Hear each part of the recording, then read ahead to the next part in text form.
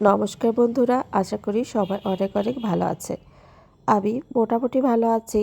আবার গলা শুনেই বুঝতে পারছেন।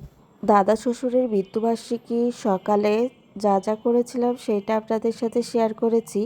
তারপরে আমরা মায়ের কলেজে চলে এসেছি। মায়ের কলেজটা আপনাদের সাথে শেয়ার করলাম। মায়ের কলেজের নাম কিন্তু আমাদের দাদা শ্বশুরের নামে মনোরঞ্জন কাপুরিয়া কলেজ। মা হলো এই কলেজের প্রিন্সিপাল। আপনারা হয়তো সবাই জানবেন। এই যে কলেজের পাশে কি সুন্দর মাঠ, আর এই যে আমাদের পুকুর, আর এই যে হলো আমাদের কলেজের বিল্ডিং। আপনাদের সাথে শেয়ার করলাম। খুব সুন্দর একটা পরিবেশ। আমি এইখানে তো কিছুক্ষণ দাঁড়িয়েছিলাম। তারপরে এসে দেখি প্রোগ্রাম শুরু হয়ে গিয়েছে। মাকে ফোন দিয়েছিল। আমরা বলেছিলাম প্রোগ্রাম শুরু করে দিতে, কারণ ছেলে মেয়েকে নিয়ে আসতে আসতে একটু দেরি হয়ে যাচ্ছিল। আর এখানে স্টুডেন্টরাও বসে আছে, স্যাররাও অপেক্ষা করছে, তাই প্রোগ্রাম শুরু হয়ে গিয়েছিল। এই যে অর্ক দেবরও এসেছে, আমাদের জ্যাঠা শ্বশুরের ছেলে। এই যে মেয়ে তো এসে এখানে ছাগল গরু আশেপাশে যা আছে তাই দেখতে চলে গিয়েছে। আর আমি এই মায়ের কলেজটা ভালো করে ভিডিও করে দিচ্ছিলাম আপনাদের দেখানোর জন্য। অনেকেই জানেন, আবার অনেকেই জানেন না, মা হলো এই কলেজের প্রিন্সিপাল।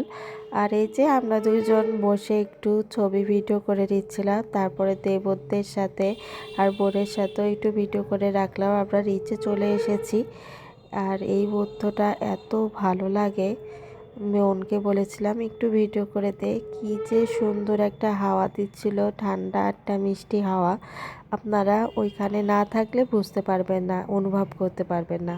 আমার তো খুব ভালো লাগছিল। তারপরে মা প্রোগ্রাম শেষ করে মায়ের রুমে যাচ্ছিল, আমাদেরও ডাকলো, আমরাও গিয়েছি। এই যে মা বসে আছে। সবার জন্যই মিষ্টি আর সিঙ্গারার আয়োজন করেছিল, সবাই খেয়েছে, আমাদেরও খেতে দিয়েছে। মায়েরই একটু কাজ ছিল, তাই কাজটা শেষ করে দিচ্ছিল।